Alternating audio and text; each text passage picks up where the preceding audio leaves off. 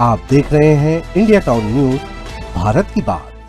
क्या देश की राजनीति में एक बार फिर चुनावी सिस्टम पर बड़ा संग्राम छिड़ने वाला है? क्या भाजपा की लगातार चुनावी जीत सिर्फ राजनीति का कमाल है या फिर विपक्ष के आरोपों में भी कोई दम है? और आखिर क्यों छत्तीसगढ़ पहुंचने से पहले ही राहुल गांधी के दौरे पर सियासी बवाल मच गया है? नमस्कार, आप देख रहे हैं इंडिया टाउन न्यूज और मैं हूं आपके साथ सुरभि शुक्ला।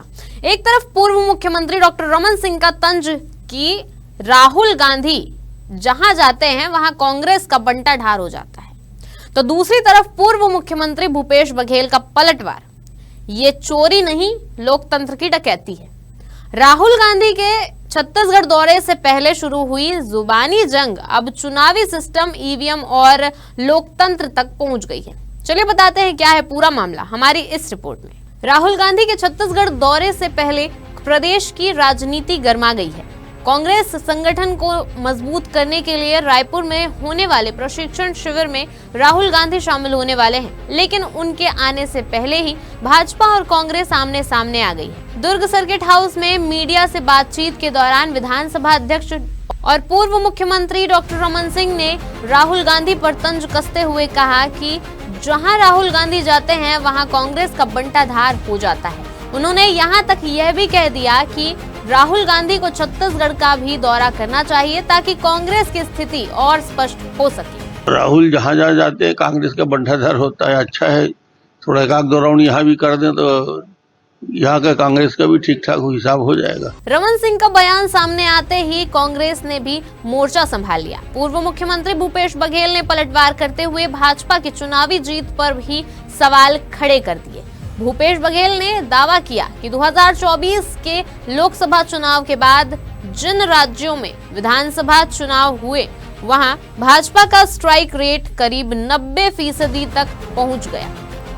बघेल का कहना है कि सामान्य राजनीतिक परिस्थितियों में इतनी बड़ी सफलता संभव नहीं दिखती। भूपेश बघेल ने हरियाणा, महाराष्ट्र, बिहार, असम और पश्चिम बंगाल जैसे राज्यों का उदाहरण देते हुए कहा कि चुनावी नतीजे कई सवाल खड़े कर रहे हैं। उन्होंने आरोप लगाया कि चुनावी प्रक्रिया में मतदाताओं की भूमिका कमजोर की जा रही है। इतना ही नहीं, पूर्व मुख्यमंत्री ने ईवीएम मशीनों को लेकर भी सवाल उठाए। उन्होंने पश्चिम बंगाल में कथित तौर पर बड़ी संख्या में ईवीएम मशीनों के नष्ट होने की खबरों का जिक्र करते हुए जांच की मांग की।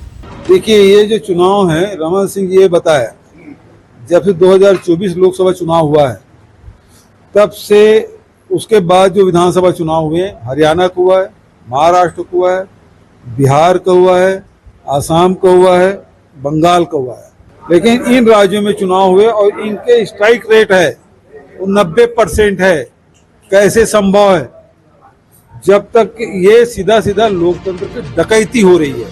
दरअसल राहुल गांधी का यह दौरा कांग्रेस के संगठन सृजन अभियान से जुड़ा हुआ है। 21 जून से 30 जून तक रायपुर में जिला और शहर कांग्रेस अध्यक्षों का विशेष प्रशिक्षण शिविर आयोजित किया जाएगा। अखिल भारतीय कांग्रेस कमेटी की ओर से जारी निर्देश के मुताबिक राहुल गांधी भी किसी एक दिन प्रशिक्षण शिविर में शामिल होंगे। वह पदाधिकारियों को संगठन विस्तार और आगामी चुनावों की तैयारी को लेकर मार्गदर्शन देंगे। राहुल गांधी का यह दौरा भले ही संगठनात्मक कार्यक्रम का हिस्सा हो, लेकिन उनके आने से पहले ही भाजपा और कांग्रेस के बीच सियासी वार पलटवार तेज हो चुका है।